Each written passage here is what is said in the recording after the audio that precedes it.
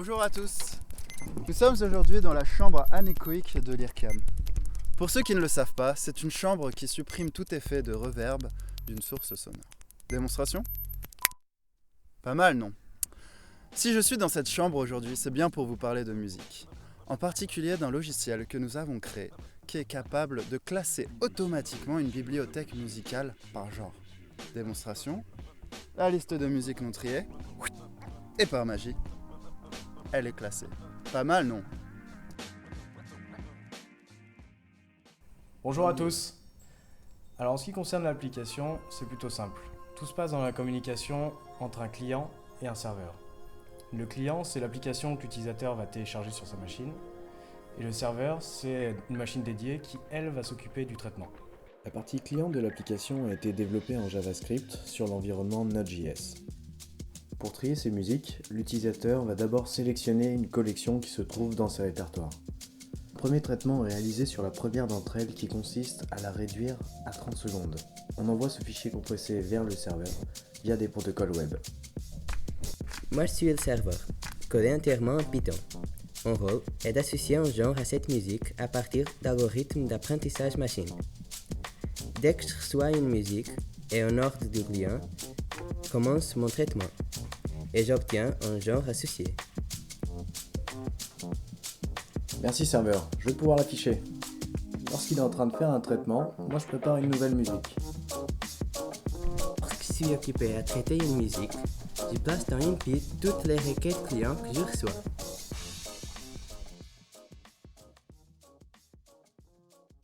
Nous avons une base de musique déjà classée par genre et avec cette base, nous allons apprendre à une machine à différencier les nouvelles musiques et donc leur attribuer un genre. Une musique, elle peut être représentée par 4 critères. Premièrement, le pitch, qui représente les hauteurs de la musique. Deuxièmement, le rythme, qui est le tempo. Troisièmement, le timbre, qui représente la richesse en instruments. Et dernièrement, la puissance. Donc, dans le cadre de notre projet, nous nous intéressons à 2 critères, qui sont le rythme et le pitch. Par exemple, nous allons représenter notre musique dans un espace de caractéristiques. Dans la première dimension, nous allons représenter le pitch et dans la deuxième dimension, le rythme. On considère 2 genres musicaux, des croix et des ronds. Voici les musiques par genre dans leur espace de caractéristiques. À votre avis, quelle est la meilleure façon de séparer ces musiques par genre ? Une droite par exemple. Ce modèle de prédiction fonctionne de cette manière. Si une nouvelle musique se place au-dessus de la ligne, le modèle va prédire que c'est une croix, sinon, ça sera un rond.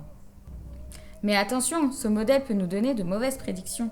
Si nous disposons d'une musique du genre rond et qui se place dans notre espace de caractéristiques au-dessus de la ligne, alors notre modèle va prédire que c'est une croix. C'est une erreur de prédiction.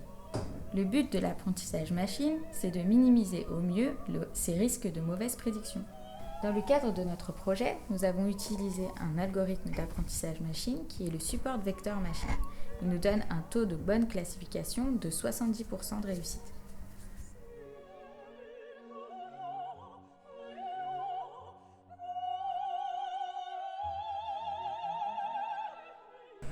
Il y a 2 raisons essentielles de résumer une musique. La première, c'est que ça allège les communications entre le client et le serveur. La deuxième, c'est qu'on se débarrasse des informations inutiles. En effet, si on considère la structure d'une musique, on voit souvent qu'il y a une intro, des refrains et une outro. Et j'ai envie de vous dire, l'intro et l'outro, c'est pas la partie la plus représentative d'une musique. Donc on voudrait bien s'en débarrasser. Pour en donner un exemple. Tout le monde connaît la musique A Day in the Life des Beatles. Démonstration, l'intro. Et maintenant, écoutons le refrain. Stop. Vous remarquez qu'il y a une grande différence. Maintenant, vous prenez votre signal audio.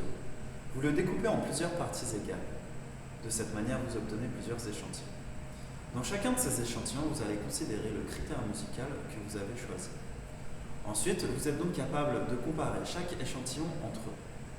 De cette manière, vous pouvez retenir la partie de la musique qui a le plus grand degré de similarité, c'est-à-dire celle qui se répète le plus. De cette manière, qu'est-ce qu'on a fait ? Nous avons extrait le refrain. Ce sera tout pour aujourd'hui.